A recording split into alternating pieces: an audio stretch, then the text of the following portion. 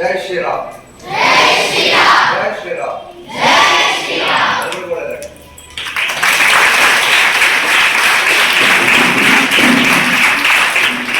ಹಾಗೇನೆ ಈ ಒಂದು ನಮ್ಮ ಶಾಲೆಗೆ ಬಂದು ಯಾವತ್ತೂ ಕೂಡ ನಿಂತ್ಕೊಂಡು 3 ಗಂಟೆ ನನ್ಗೆ ಇದನ್ನ ಮಾಡಿದ್ರು. ಅವತ್ತೊಂದು ಟೀ ಕೂಡ ಕುಡಿಲಿಲ್ಲ. ಇಲ್ಲ ಸರ್ ಆಯ್ತು ಕೆಲಸ ನಮಗೆ ಅಂದ್ಬಿಟ್ಟು. ಸೊ ಇದು ಅವ್ರ ಕಾಳಜಿ ಎಷ್ಟಿದೆ ಒಂದು ಕೆಲಸದ ಮೇಲೆ ಅನ್ನೋದನ್ನ ತೋರಿಸುತ್ತೆ. ಇದೆಲ್ಲವನ್ನ ಮಾಡಿಕೊಟ್ಟಂತಹ ರವಿಕುಮಾರ್ ಗೌಡ ಅವರಿಗೆ ನಮ್ಮ ಶಾಲೆಯ ಪರವಾಗಿ ಹಾಗೂ ವೈಯಕ್ತಿಕವಾಗಿ ಒಂದು ಅಭಿನಂದನೆಗಳನ್ನ ಸಲ್ಲಿಸ್ತೀವಿ.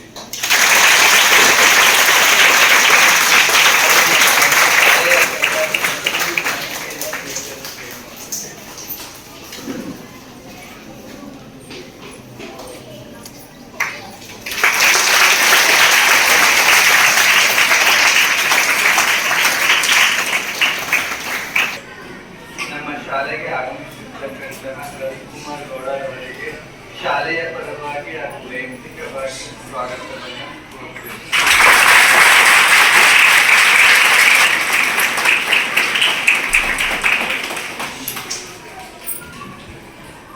ಮಕ್ಕಳನ್ನು ಉದ್ದೇಶಿಸಿ ಸ್ವಲ್ಪ ಕಿರುಗಳಿಗೆ ಮಾಹಿತಿಯನ್ನು ನೀಡಬೇಕಾಗಿದೆ.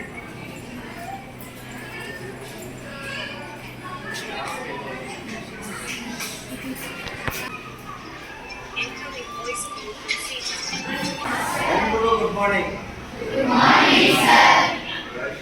ನಾನು ಯಾರು ಅಂತ ಗೊತ್ತಾ? ನೋಡಿದ್ದೀರಾ ಯಾರಾದ್ರೂ? ಎಲ್ಲಾದ್ರು ಎಲ್ಲಿ ನೋಡಿದ್ದೀರಿ? ನಿಮ್ಮ ಮನೆಗಳ ಹತ್ರ ಹಾವು ಬಂದಾಗ ನೋಡಿದ್ರಿ ಅಷ್ಟೇನಾ? ಫೇಸ್ಬುಕ್, ಇನ್ಸ್ಟಾಗ್ರಾಮ್, ಯೂಟ್ಯೂಬ್ ಅಲ್ಲಿ ಎಲ್ಲಾದ್ರೂ ನೋಡಿದ್ದೀರಾ? ನಾನು ಬಂದಿರೋ ಉದ್ದೇಶ ನಮ್ಮ ಪ್ರಾಂಶುಪಾಲಕರಾದಂತಹ ಶ್ರೀ ಹರ್ಷ ಅವರು ಆಲ್ರೆಡಿ ಹೇಳಿದ್ದಾರೆ. ಪ್ರಿನ್ಸಿಪಲ್ ಮೊನ್ನೆ ಈಗ ಒಂದು ಲಾಸ್ಟ್ ವೀಕ್ ಒಂದು ಪುಟ್ಟ ನಾಗರಾವ್ ಮರಿನ ರಕ್ಷಣೆ ಮಾಡ್ಕೊಂಡವ್ರೆ. ಎಲ್ಲೋ ಮಿಸ್ ಆಗಿ ಬಂದಿತ್ತು. ನಾನು ಪರಿಸರ ಬಗ್ಗೆ ಮಾತಾಡೋದಕ್ಕೆ ಹರ್ಷ ಅವ್ರ ಬಗ್ಗೆ ಒಂದೆರಡು ಮಾತಾಡಬೇಕು. ಅವ್ರನ್ನ ಸುಮಾರು ಒಂದು 7-8 ವರ್ಷದಿಂದ ಪರಿಚಯ. ಯಾಕೆಂದ್ರೆ ಮಾಡೋ ಎಲ್ಲ ಕೆಲಸಗಳನ್ನ ಫಾಲೋ ಮಾಡ್ತಾ ಇರ್ತಾರೆ, ಪ್ರತಿಯೊಂದು ನೋಡ್ತಾ ಇರ್ತಾರೆ. ಸುಮಾರು ಸತಿ ಅಪ್ರಿಷಿಯೇಟ್ ಕೂಡ ಮಾಡಿದ್ದಾರೆ. ನಿಮ್ಗೆ ಗೊತ್ತಿಲ್ಲ, ನಾನು ಅವರು ಸ್ನೇಹಿತರ ಅಂತ. ಮೊನ್ನೆ ಒಂದು ಹಾವು ಬಂದಾಗ ಒಂದು ಸಣ್ಣ ಇನ್ಸಿಡೆಂಟ್ ಏನು ಅಂದ್ರೆ, ಹುಟ್ಟು ಹಾವು ಮರಿ ತುಂಬಾ ಚಿಕ್ಕದು, ಅದು ಮಿಸ್ ಆಗಿ ಬಂದ್ಬಿಟ್ಟಿದೆ ಒಳಗಡೆ. ಅದು ನಿಮ್ಮ ಈ ಕಡೆ ಟಾಯ್ಲೆಟ್ ಹತ್ರ ಹೋಗ್ಬಿಟ್ಟಿದೆ. ಆಮೇಲೆ ಅವ್ರನ್ನ ಕರೆಸಿದ್ರು. ಅವ್ರಿಗೆ ಏನು ಉದ್ದೇಶ ಅಂದ್ರೆ, ಹೇಗಾದ್ರೂ ಮಾಡಿ ಅದನ್ನ ರಕ್ಷಣೆ ಮಾಡ್ತಾರೆ. ಇಲ್ಲದೆ ಇದ್ರೆ ಅದು ಯಾವ ಸಂಖ್ಯೆ ಒಳಗೆ ಹೋಗಿ ಸೇರ್ಕೊಂತ ಗೊತ್ತಿಲ್ಲ. ಸುಮಾರು ಕೆಲವು ರಕ್ಷಕರ ಬಗ್ಗೆ ಏನ್ ಮಾಡ್ತಾರೆ, ಒಂದು ಅರ್ಧ ಗಂಟೆ 3/4 ಗಂಟೆ ನೋಡ್ತಾರೆ, ಸಿಕ್ಕಿಲ್ವಾ ವಾಪಸ್ ಹೊರಟು. ನಾನೇನ್ ಮಾಡ್ತಾರೆ, ರೆಸ್ಕ್ಯೂ ಮಾಡಬೇಕು. ಇಲ್ಲದೆ ಇದ್ರೆ ನಾಳೆ ನಾನು ಸ್ಕೂಲ್ ಶಾಲೆ ಓಪನ್ ಮಾಡಕ್ ಆಗೋದಿಲ್ಲ. ಅರ್ಥ ಏನ್ ಗೊತ್ತಾ? ಅಂದ್ರೆ ನಾಗರಾವ್ ಮರಿಗಳು ಹುಟ್ಟಾನೆ ಅದೊಂದು ವಿಷಯ ಇರುತ್ತೆ, ಅರ್ಥ ಮಾಡ್ಕೊಳ್ಳಿ. ಅದರಿಂದ ಯಾವ ಮಕ್ಕಳಿಗೂ ತೊಂದರೆ ಆಗ್ಬಾರ್ದು. ಅಂದ್ರೆ ಮಕ್ಕಳ ಬಗ್ಗೆ ಎಷ್ಟು ಕನ್ಸರ್ನ್ ಇದೆ ಅಂದ್ರೆ ಅವ್ರು ಹೇಳಿದ್ರು, ನಾಳೆ ಖಂಡಿತ ನಾನು ಶಾಲೆ ಓಪನ್ ಮಾಡೋದಿಲ್ಲ, ಅದು ಸಿಗೋವರೆಗೂ ಅಂತ. ನಾನು ಅವರಷ್ಟು ಹೇಳಿದ್ಮೇಲೆ ಇಲ್ಲ, ಹೆಂಗಾದ್ರೂ ಮಾಡೋದು ರಕ್ಷಣೆ ಮಾಡಬೇಕು ಅಂತ. ಆಮೇಲೆ ಒಂದು ಟ್ಯಾಂಕರ್ ನೀರು ಕೂಡ ತರಿಸಿದ್ವಿ. ಆಮೇಲೆ ಆ ನೀರು ಬರ್ಬೇಕಾದ್ರೆ ಆಟೋಮೆಟಿಕಲಿ ಇವ್ರು ವರ್ಷ ನೋಡ್ತಾ ಇದ್ರೆ ಕಾಲಿಚೆ ಬಂದು. ಸೊ ಅದನ್ನ ನಾನು ಹುಷಾರಾಗಿ ರಕ್ಷಣೆ ಮಾಡಿ ತಗೊಂಡೋಗಿದ್ದಾಗೆ ಅದನ್ನ ರಿಲೀಸ್ ಮಾಡಿ. ಅರ್ಥ ಮಾಡ್ಕೊಳ್ಳಿ ಮಕ್ಕಳೇ, ಭೂಮಿ ಮೇಲೆ ಭಗವಂತ ಎಲ್ಲಾ ಜೀವಿಗಳಿಗೂ ಸ್ನೇಹಿತರಾಗಿ ಒಬ್ಬರನ್ನೊಬ್ರು ಅರ್ಥಕೊಂಡು ಯಾರು ತೊಂದರೆ ಮಾಡ್ದಂಗೆ ಬದುಕಬೇಕು ಅಂತ ಭೂಮಿನ ಭಗವಂತ ಸೃಷ್ಟಿ ಮಾಡ್ಕೊಂಡಿದ್ದಾರೆ. ಕರೆಕ್ಟ್ ಅಲ್ವಾ? ಗೊತ್ತಾನೆ ಎಲ್ರಿಗೂ. ಇಲ್ಲಿ ನಾವು ಯಾವತ್ತು ಯಾರಿಂದ ಯಾರಿಗೂ ಹಾನಿ ಆಗ್ಬಾರ್ದು. ನಾನು ನಿಮ್ಗೆಲ್ಲ ಯಾಕೆ ಹೇಳ್ತೀನಿ ಅಂದ್ರೆ, ಬೆಳೆಯುವ ಸಿರಿ ಮೊಳಕೆಯಲ್ಲಿ ಅಂತ ನನಗೆ ನೀವು ಆಲ್ರೆಡಿ ಎಲ್ಲ ಪಾಠಗಳ ಓದಿರ್ತೀವಿ. ನಾನೇ ಹೊಸದಾಗಿ ಹೇಳ್ಬೇಕಾಗತ್ತೆ ಏನಿಲ್ಲ. ಯಾಕಂದ್ರೆ ಪ್ರಕೃತಿ ಬಗ್ಗೆ, ಪ್ರಾಣಿ ಬಗ್ಗೆ ಆಲ್ಮೋಸ್ಟ್ ಎಲ್ರಿಗೂ ಗೊತ್ತಿದೆ ಅಲ್ವಾ? ಪ್ರಕೃತಿನ ಹಾಳು ಮಾಡಬಾರ್ದು, ಪ್ರಕೃತಿನ ರಕ್ಷಣೆ ಮಾಡಬೇಕು. ಪ್ರಕೃತಿ ಎಲ್ಲ ಚೆನ್ನಾಗಿರ್ಬೇಕು ಅಂತ ಹೇಳಿದ್ರೆ ಪ್ರಾಣಿಗಳು ಕೂಡ ಚೆನ್ನಾಗಿರ್ಬೇಕು. ಕರೆಕ್ಟ್ ತಾನೆ? ಈಗ ಕೆಲವರೆಲ್ಲ ಏನ್ ಮಾಡ್ತಾರೆ, ಈಗ ನಿಮ್ಮಲ್ಲೇ ನೋಡಿ, ಸುತ್ತಮುತ್ತ ಎಷ್ಟೋ ಜನ ನೀವು ಅಕ್ಕಪಕ್ಕ ಮನೆಗಳಿರುತ್ತೆ, ಎಲ್ಲ ಹಾವು ಬಂದಿದ ತಕ್ಷಣ ಕೆಲವರೆಲ್ಲರೂ ಇಲ್ಲಪ್ಪ ಹೊಡೆದಾಕ್ಬಿಡ್ರಿ ಇಂಥದ್ದೆಲ್ಲ ಎಕ್ಸಾಂಪಲ್ ಆಗಿದೆ ತಾನೆ, ಉದಾಹರಣೆ ಆಗಿದೆ ತಾನೆ. ನಾನು ನಿಮ್ಗೆಲ್ಲ ಕೇಳ್ಕೊಳ್ಳೋದೇನು ಅಂದ್ರೆ, ಎಲ್ಲೇ ಬರೀ ಹಾಲು ಒಂದೇ ಅಲ್ಲ, ಯಾವುದೇ ಪ್ರಾಣಿ ಆಗಲಿ, ಯಾವತ್ತೂ ಯಾವ ಪ್ರಾಣಿಗಳಿಗೂ ಹಾನಿ ಮಾಡಬಾರದು, ಪರಿಸರಕ್ಕೆ ಮುಖ್ಯವಾಗಿ.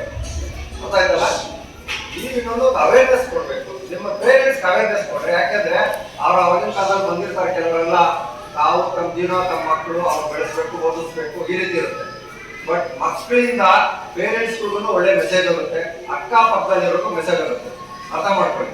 ನಿಮ್ಮಿಂದ 4 ಜನಕ್ಕೆ ಒಂದು ಒಳ್ಳೆ ಮೆಸೇಜ್ ಹೋಯ್ತು ಅಂತ ಹೇಳಿದ್ರೆ ಪ್ರಾಣಿ ಪಕ್ಷಿಗಳು ಚೆನ್ನಾಗಿರುತ್ತೆ. ಅದು ಚೆನ್ನಾಗಿದ್ರೆ ಪರಿಸರ ಚೆನ್ನಾಗಿರುತ್ತೆ. ಪರಿಸರ ಚೆನ್ನಾಗಿದ್ರೆ ಮಾತ್ರ ನಾವು ಚೆನ್ನಾಗಿರಕ್ಕೆ ಸಾಧ್ಯ ಅಲ್ವಾ? ಇಲ್ಲ ಅಂದ್ರೆ ಗೊತ್ತಲ್ಲ ಏನೇನೆಲ್ಲ ಕಾಯಿಲೆ ಕಸಗಳೆಲ್ಲ ಬರುತ್ತೆ. ಹಾಗಾಗಿ ಪ್ರತಿಯೊಬ್ಬ ಮಕ್ಕಳಿಗೂ ನಾನು ಮನವಿ ಮಾಡೋದೇನು ಅಂತ ಹೇಳಿದ್ರೆ, ಎಲ್ಲಿ ಯಾವುದೇ ಪ್ರಾಣಿಗಳು, not only snakes but also ಎಲ್ಲ ಅನಿಮಲ್, ಯಾವುದೇ ಯಾರು ಯಾವುದಕ್ಕೂ ತೊಂದರೆ ಕೊಡ್ಬೋದು. ಅರ್ಥ ಆಯ್ತಾ? ಯಾಕಂದ್ರೆ ನಾನೊಬ್ಬ ಪರಿಸರ ಪ್ರಾಣಿ ಪಕ್ಷಿ ಸಂರಕ್ಷಕ. ಸುಮಾರು 21 ವರ್ಷದಿಂದ ಒಂದು 23,000ಕ್ಕಿಂತ ಹೆಚ್ಚಿಗೆ ಎಲ್ಲಾ ಬಗೆ ಹಾವುಗಳನ್ನ ಉಚಿತವಾಗಿ ರಕ್ಷಣೆ ಮಾಡಿದೆ. ಜೊತೆಗೆ ಬೀದಿ ಬದಿಯಲ್ಲಿರೋ ಎಷ್ಟೋ ದನ ಕರುಗಳು ಆಕ್ಸಿಡೆಂಟ್ ಆಗಿಲ್ಲ, ಒದ್ದಾಡ್ತಿರ್ತಾವಲ್ಲ, ಅದನ್ನೆಲ್ಲ ಹುಷಾರು ಮಾಡ್ತಾ ಬರ್ತಿದ್ದೀನಿ.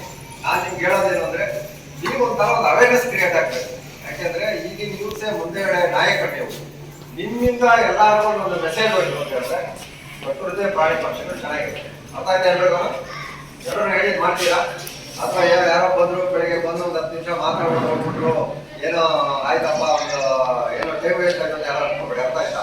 ಯಾಕೆಂದ್ರೆ ಎಲ್ಲ ಕ್ರೆಡಿಟ್ ನಮ್ಮ ಹರ್ಷ ಅವ್ರಿಗೆ ಹೇಳ್ತೀನಿ. ಯಾಕೆಂದ್ರೆ ಪರಿಸರ ಪ್ರಾಣಿ ಪಕ್ಷಿಗಳ ಬಗ್ಗೆ ಸಹ ದಯವಿಟ್ಟು ಒಂದು ಸ್ಪೀಚ್ ಕೊಡಿ ಅಂತ ಹೇಳಿದ್ರು ಅವರು. ಧನ್ಯವಾದಗಳು ಹರ್ಷ ಅವರೇ.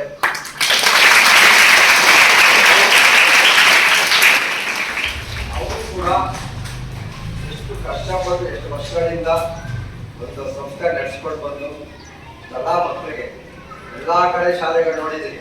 ನನಗೆ ಹೇಳಲೇಬೇಕಾದ ವಿಷಯ ಹೇಳ್ತೀನಿ. ಸಾಮಾನ್ಯ ಜನಗಳಿಗೆ ಕೈಗೆ ಎಟಕಲ್ಲ ಆ ಮಟ್ಟ ಇದ್ದಾವೆ ಶಾಲೆಗಳೆಲ್ಲ. ಕಷ್ಟಪಟ್ಟು ಕೆಲಸ ಮಾಡೋ ಜನರಿಂದ ಹಿಡಿದು ವೈಫೈಲಿರೋ ಎಲ್ಲ ಜನರಿಗೂ ಒಂದೇ ಮಟ್ಟದ ಗುಣಮಟ್ಟದ ಶಿಕ್ಷಣ ಕೊಡಬೇಕು ಅಂತ ಎಲ್ರಿಗೂ ಒಂದು ಕೈ ಎಟ್ಟುವಂತ ಎಜುಕೇಶನ್ ಹರ್ಷ ಅವರು ಕೊಡಿಸ್ತಾ ಇದ್ದಾರೆ. ದಯವಿಟ್ಟು ಯಾರು ಎಲ್ರಿಗೂ ಹೇಳ್ತೀನಿ, ಅವ್ರಿಗೊಂದು ದೊಡ್ಡ ಚಪ್ಪಾಳೆ ಹಾಕಿ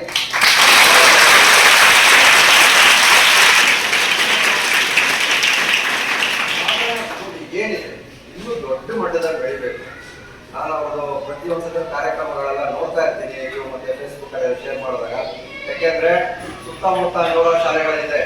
ಎಲ್ಲಾ ಶಾಲೆಗಳೆಲ್ಲ ಓಪನ್ ಮಾಡೋದು ಕೆಲವರೆಲ್ಲರೂ ಮನಿ ಮೈಂಡ್ ಅರ್ಥ ಮಾಡ್ಕೊಳ್ತೀವಿ. ಇವ್ರು ಏನು ಅಂತ ಹೇಳಿದ್ರೆ ಒಂದೇ, ಮಕ್ಕಳು ಒಳ್ಳೆ ಗುಣಮಟ್ಟದ ಶಾಲೆ ಕೊಡಬೇಕು. ಆಗಿನ ಕಾಲದಲ್ಲಿ ಯಾವ್ದು ಸಾಧನ ಸ್ಕೂಲ್ ಇರ್ಬೇಕಾದ್ರೆ ಈಗ ಬಂದ್ರೆ ಎಷ್ಟೋ ದೊಡ್ಡ ಸ್ಕೂಲ್ಗಳು ಬಂದಿರಲಿಲ್ಲ. ಗೊತ್ತಾ ನಿಮ್ಗೆ? ಎಲ್ಲ ಐಫೈ ಸ್ಕೂಲ್ ಬಂದಿದೆ.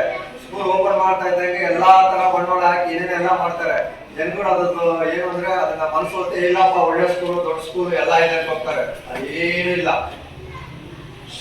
ಅದು ಬರೀ ಏನು ಅಂತ ಹೇಳಿದ್ರೆ ಅಭಿಪ್ರಾಯ ಹೋಗ್ಬೇಕು ಅಷ್ಟು ಬಿಟ್ರೆ ಅಲ್ಲಿ ಎಜುಕೇಶನ್ ಅಂತ ಮಟ್ಟಿಗೆ ಸಿಕ್ಕಲ್ಲ. ಯಾಕಂದ್ರೆ ನಾನು ಸುಮಾರು ಒಂದು 3-4 ವರ್ಷದಿಂದ ನೋಡ್ತಾ ಇದ್ದೀನಿ 10th ಮಕ್ಕಳಿಗೆ ಯಾವ ರೀತಿ ಯಾವ ಸ್ಕೂಲಲ್ಲಿ ಎಷ್ಟು ಪರ್ಸೆಂಟೇಜ್ ಬರುತ್ತೆ ಅಂತ. ನಿಮ್ಮಲ್ಲಿ ಒಂದು ಎಷ್ಟು ಜನ ಸ್ಟ್ರೆಂತ್ ಇರೋದು? 450 ಜನ 90+ ಬಂದಿದಾರಲ್ವಾ ಪರ್ಸೆಂಟೇಜ್?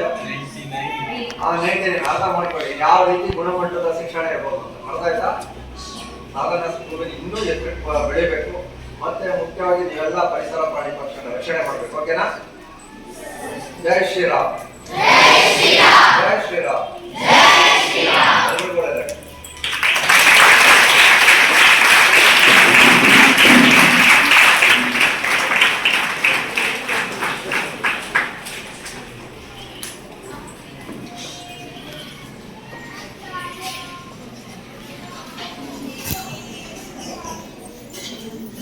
ಮೊನ್ನೆ ಅಂದ್ರೆ ಭಾನುವಾರ ಆಕ್ಚುಲಿ ನಾವು ಬಂದು ಕಾಲೇಜಿಗೆ ಸೇರ್ಕೊಂಡ್ಬಿಟ್ಟು ಒಂದು 2 ಅವರ್ಸ್ 2 ಅವರ್ಸ್ ತಾಳ್ಮೆಯಿಂದ ನಿಂತ್ಕೊಂಡು ಹೋಗ್ರೆ ಯಾವುದೇ ಒಂದು ಫಲಾಪೇಕ್ಷೆ ಇಲ್ಲದೆ ಯಾವನು ದುಡ್ಡು ಏನೂ ಇಸ್ಕೊಂಡಿಲ್ಲ. ಒಂದು ಫ್ರೀಯಾಗಿ ಒಂದು ಪರಿಸರ ಕಾಳಜಿ ಅವ್ರ ಮೇಲೆ ಎಷ್ಟಿದೆ, ಅವ್ರು ನಮ್ಗೇನು ಅಂತ ಹೊರಟೋಗ್ಬೋದಾಗಿತ್ತು. ಆ ಸಿಗೋವರೆಗೂ ನಿಂತ್ಕೊಂಡು ನಮ್ಮ ಜೊತೆಲೆ ಇದ್ದು ಈ ಒಂದು ಕಾರ್ಯಾಚರಣೆ ಮುಗಿಯೋದಕ್ಕೆ ಸುಮಾರು ಒಂದು 3 ಅವರ್ ಆಯ್ತು. 3 ಅವರ್ ನಮ್ಮ ಜೊತೆನೆ ಅವರಿದ್ರು. ಇದರಿಂದ ನಮ್ಗೆ ಗೊತ್ತಾಗುತ್ತೆ ಅವ್ರಿಗೆ ಪಕ್ಷಿಗಳ ಮೇಲೆ ಮತ್ತೆ ಉರಗಗಳ ಮೇಲೆ ಪ್ರಾಣಿಗಳ ಮೇಲೆ ಒಂದು ಪರಿಸರ ಸಂರಕ್ಷಣೆಯಲ್ಲಿ ಅವ್ರಿಗೆ ಎಷ್ಟು ಕಾಳಜಿ ಇದೆ ಅಂತ. ಸೊ ಆ ಕಾಳಜಿ ಅವ್ರ ಫೇಸ್ಬುಕ್ಗಳಲ್ಲೂ ನೋಡಿದ್ದೀನಿ. ಅವ್ರು ಸಾಕಷ್ಟು ಉರಗಗಳನ್ನ ಹಿಡಿದು ಅದನ್ನ ಸಂರಕ್ಷಣೆ ಮಾಡಿ ಕಾಡುಗಳಿಗೆ ಬಿಟ್ಟಿದ್ದಾರೆ. ಹಾಗೇನೆ ಪ್ರಾಣಿಗಳಿಗೆಲ್ಲ ಅವರು ಔಷಧಿಗಳನ್ನ ಸಿಂಪಡಿಸಿರ್ತಕ್ಕಂಥದ್ದು. ಸುಮಾರು ಪಕ್ಷಿಗಳು ಇದ್ದಾಗ ಅದಕ್ಕೂ ಕೂಡ ಶುಶ್ರೂಷೆಯನ್ನು ಮಾಡಿ ಆರೈಕೆ ಮಾಡಿ ಅದು ಚೆನ್ನಾಗಾದ್ಮೇಲೆ ಅದನ್ನ ಎತ್ಕೊಂಡು ಬಿಸಿನೆಸ್ ಮಾಡಿ ಅನೇಕ ಕಾರ್ಯಗಳನ್ನ ಮಾಡಿದ್ದಾರೆ. ಆ ಭಗವಂತ ಇನ್ನೂ ಅವರಿಗೆ ಶಕ್ತಿಯನ್ನು ಕೊಡಲಿ, ಇನ್ನು ಅನೇಕ ಕಾರ್ಯಗಳನ್ನ ಮುಂದೆ ಮಾಡಲಿ ಅಂತ ಹಾರೈಸ್ತೀನಿ. ಹಾಗೇನೆ ಈ ಒಂದು ನಮ್ಮ ಶಾಲೆಗೆ ಬಂದು ಅವತ್ತು ಕೂಡ ನಿಂತ್ಕೊಂಡು 3 ಗಂಟೆ ಇದನ್ನ ಮಾಡಿದ್ರು. ಅವತ್ತೊಂದು ಟೀ ಕೂಡ ಕುಡಿಲಿಲ್ಲ. ಇಲ್ಲ ಸರ್ ಆಯ್ತು ಕೆಲಸ ನಮಗೆ ಎಂಟ್ಬಿಟ್ಟು ಹೊರಟೋರು. ಸೊ ಇದು ಅವ್ರ ಕಾಳಜಿ ಎಷ್ಟಿದೆ ಒಂದು ಕೆಲಸದ ಮೇಲೆ ಅನ್ನೋದನ್ನ ತೋರಿಸುತ್ತೆ. ಇದೆಲ್ಲವನ್ನ ಮಾಡಿಕೊಟ್ಟಂತಹ ರವಿಕುಮಾರ್ ಗೌಡ ಅವರಿಗೆ ನಮ್ಮ ಶಾಲೆಯ ಪರವಾಗಿ ಹಾಗೂ ವೈಯಕ್ತಿಕವಾಗಿ ಒಂದು ಅಭಿನಂದನೆಗಳನ್ನ ಸಲ್ಲಿಸ್ತೀವಿ.